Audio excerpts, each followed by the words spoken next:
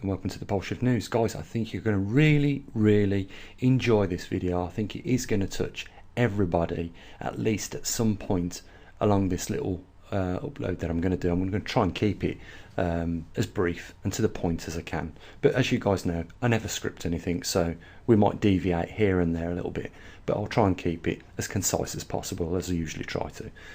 Okay, before we begin, a super big thanks to those few people, those very few people. We've got 22,000 people that are subscribed to this channel.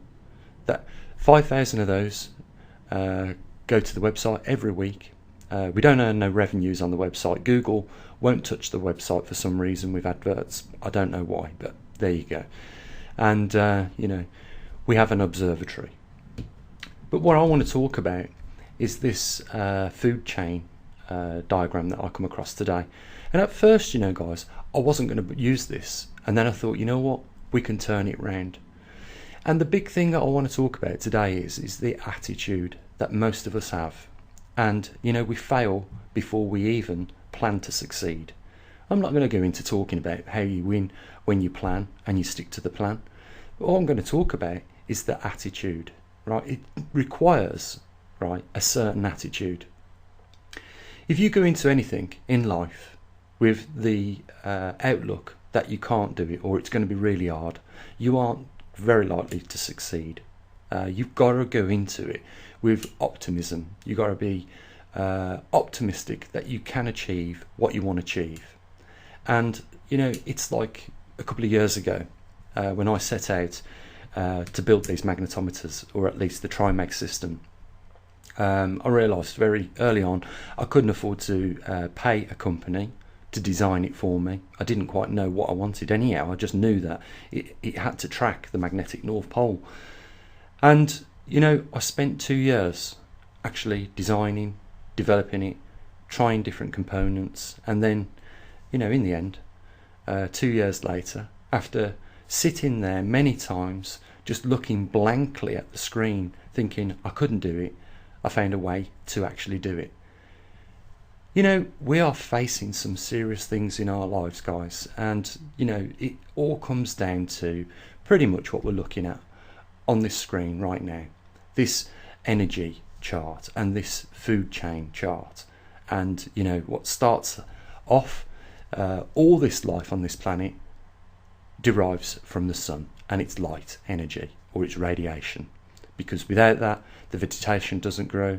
There is no nutrients and nourishments for the any biocellular life forms to thrive on, whether it be insects, multicellular forms of life, or anything.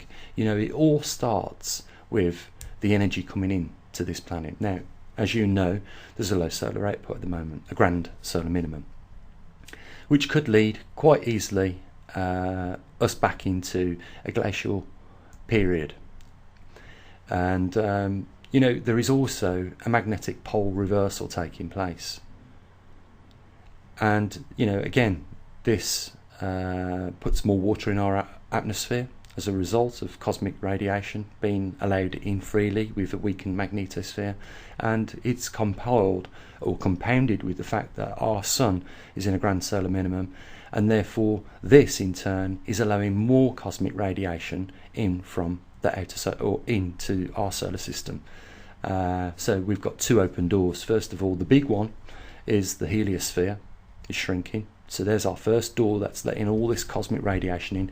And the second one is our Earth's magnetosphere, due to the fact that the Earth is going through a magnetic pole shift, is weakening. So there is the second door open.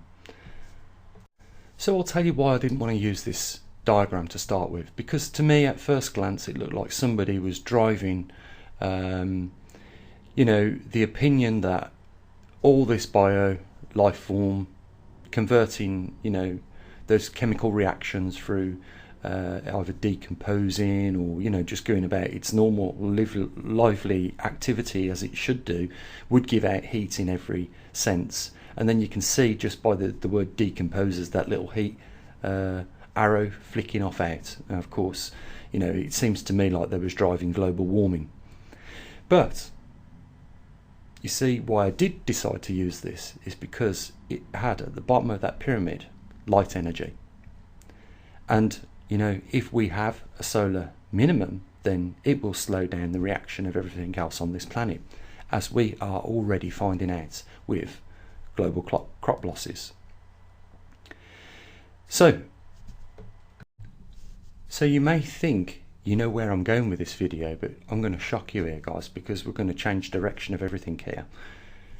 You see, human beings are at the top of any food chain. We eat everything. We can pretty much eat everything. Trust me, we eat plants, other animals, insects, you name it. We are eating everything. And, you know, we are supposed to be intelligent. There's 7 to 8 billion people now on this planet. And, you know, we are probably the most intelligent, although it could be questioned, species on the planet.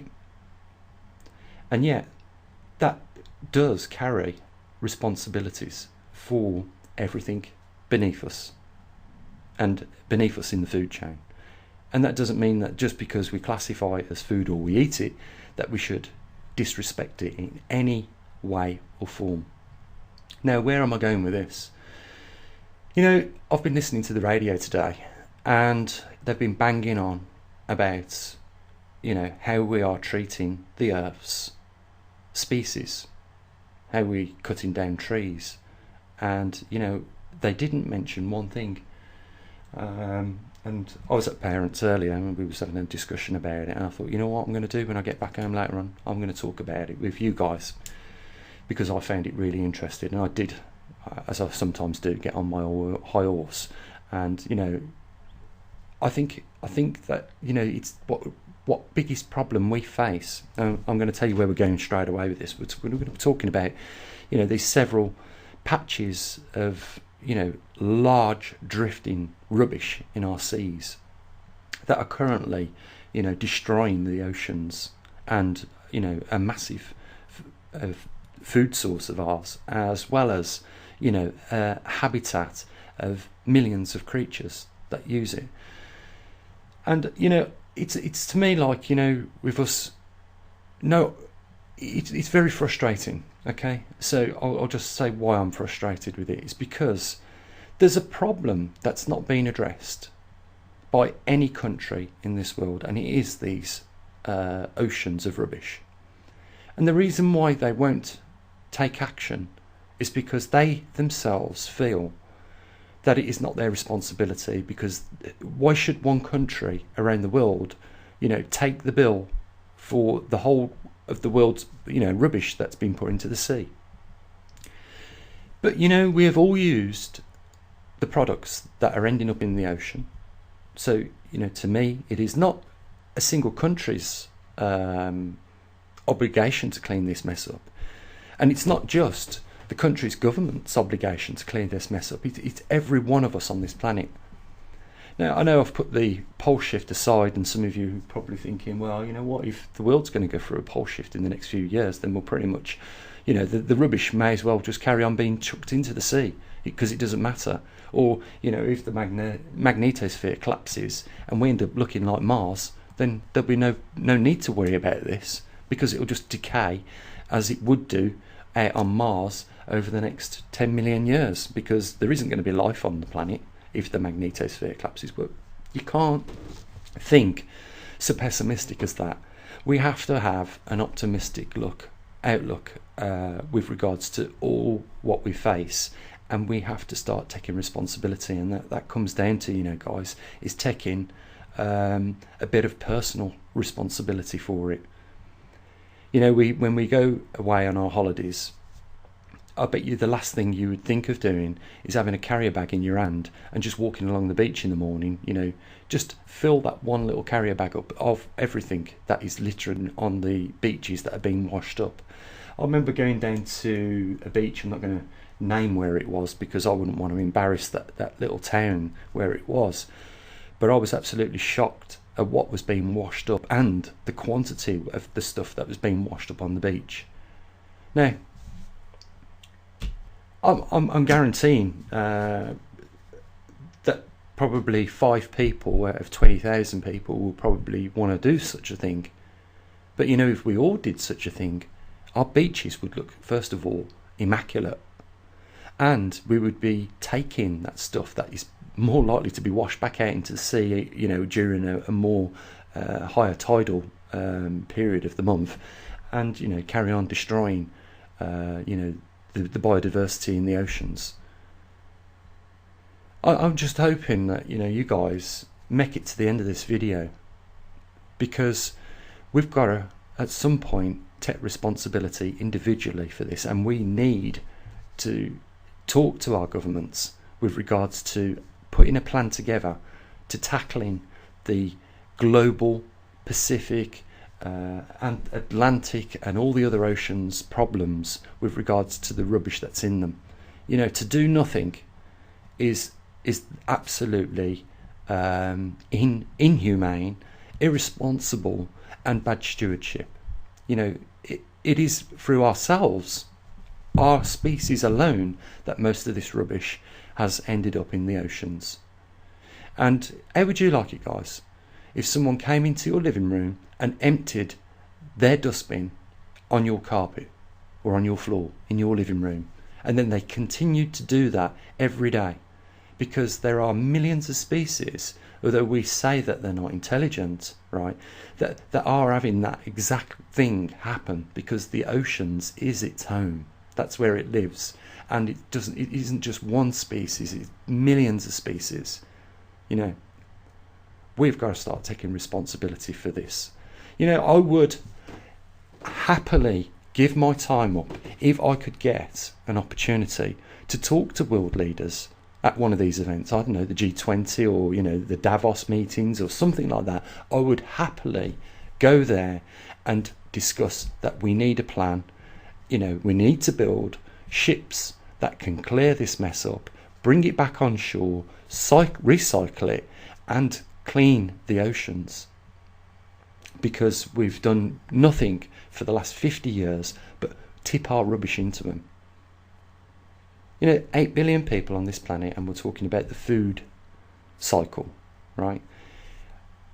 It is one of the most abundant places we tap for our food, the seas.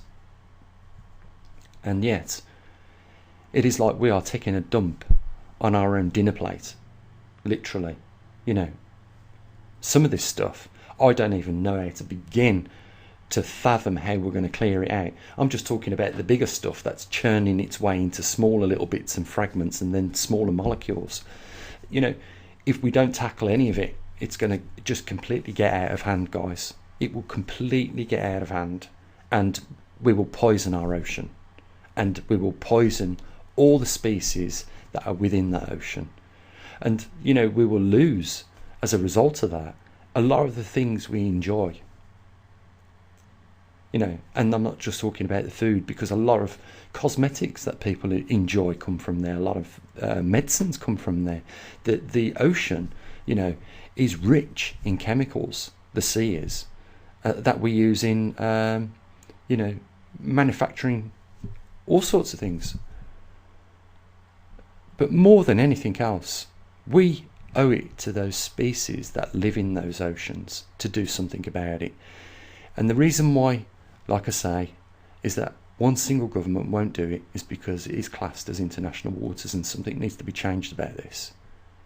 You know, every country is responsible for the mess that is in there, and every country, in my view, should, you know, in some way be taxed so that these ships can be built and, you know, begin the task of clearing the rubbish out of them and cleaning it up. And trust me, guys, it's something that I would even contribute towards. It really would be something I would contribute towards.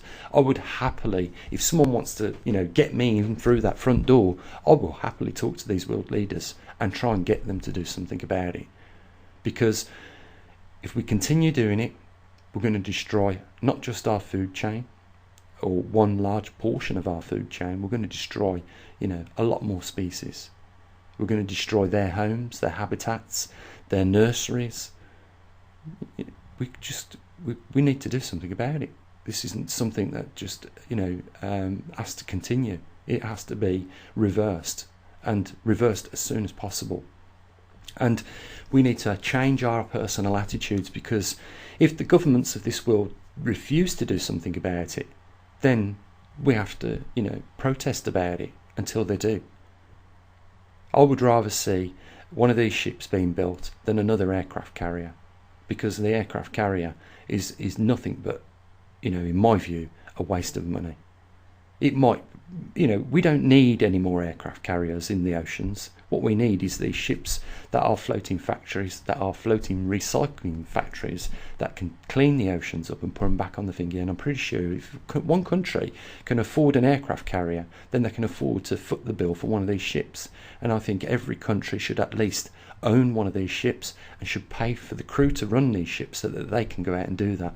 And there needs to be a global plan put together to decide where this stuff is going to go back. And it doesn't have to go back to one country. If every country do their bit, and bring it back to their own ports and recycle it at them ports, then okay, farewell. That's great. Or decide where the recycling is going to take place in one country, and maybe that country doesn't, as a result of that, doesn't have to pay for one of these ships. What we need to do is change our attitudes to these problems that we think that are unchangeable. Because if we set out with a pessimistic outlook, they're never going to change. What we need to say to ourselves is we can change. We can make these changes, and we are not just single individual people with no power, because when we get together, we create a lot of power. When 1 million people get together, it's a huge amount of power. And when 8 billion people get together, it is amazing power. These things will be done. But if we don't start, the process of making these changes, then nothing's going to happen, guys. And if we carry on with a pessimistic attitude to these problems, nothing's going to change. If there wasn't a few people on this channel that, took it upon themselves to, get their card out and make a donation, we would not be where we are today. So it proves that, it can be done. It just requires a bit of effort. 7 years we've been talking about the magnetic poles. Now we've got an observatory with, magnetometers globally, built from nothing, from scratch. That's what you can do when we get together with a positive attitude. We can create things. And there's a lot more, guys. I was saying to my friend the other day, I said, could you imagine if we managed to raise £1 trillion? We could probably have, a team of astronauts right now on Mars already doing terraforming. We even lightly discussed how we would go about it, but it's just having that attitude to think you can do it is what makes you can do it. I think it's even that motto is even used by the British Special Forces, and they say if you think you can, then you're likely to succeed, but if you think you can't, you won't. And what they're trying to install in their soldiers is the right attitude to start with. That's why they're the best, because they've been taught the proper way, a positive outcome. So guys, I think this isn't a subject that we should just talk about once and put down. There is a serious problem. Like I say, we face a lot. We face a coming pole shift. We face a further weakening of our magnetosphere as a result of this pole shift. The sun is in a low output period at the time, and as a result of this, what we're looking at on this page, it will mean that it will just reduce the heat going down or out of the system. If what starts the system off is light and energy, and if that reduces, then trust me, what comes out the other end will be less of. And that's why, a lot of people now are talking about the grand solar minimum, because the sun is what drives the climate on the Earth. And, it is only hampered when the Earth goes through a magnetic reversal, and it's a good job it's a rare event as well, because we wouldn't want to keep having the weather system knocked about by weakened magnetic poles. So there you go, guys. I hope you've enjoyed this upload. I hope you don't just listen to what I've got to say here and do nothing about it. I hope that you think you can do something about it, and I hope that I've maybe even encouraged a few of you to even write to your governments. I know some of you will say there's no point, they're not going to listen, but I'll tell you now, if you start off with that attitude, it's not even worth putting pen to paper. It's not even worth opening up Word to write the letter or the email that you thought a few seconds you might do.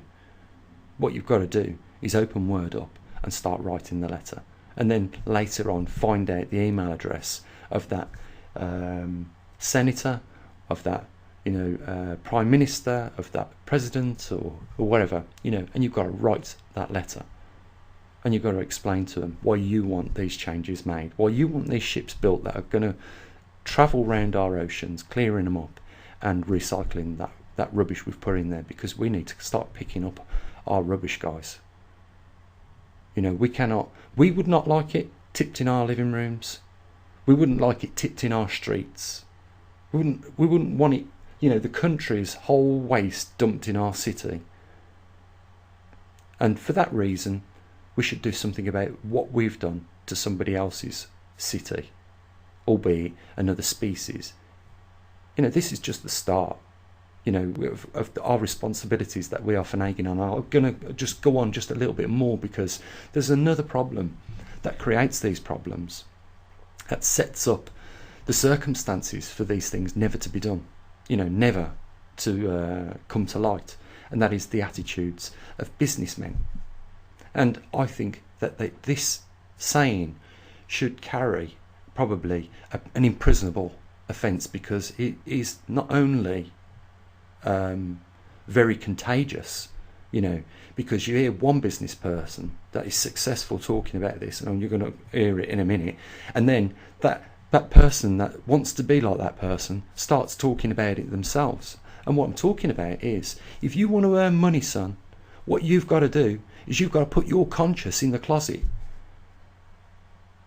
You know what I want to do? I want to pull that person's pants down and get a piece of wood and spank his arse with it, because I'm sick of hearing that, because that is a disgusting pig use of any language.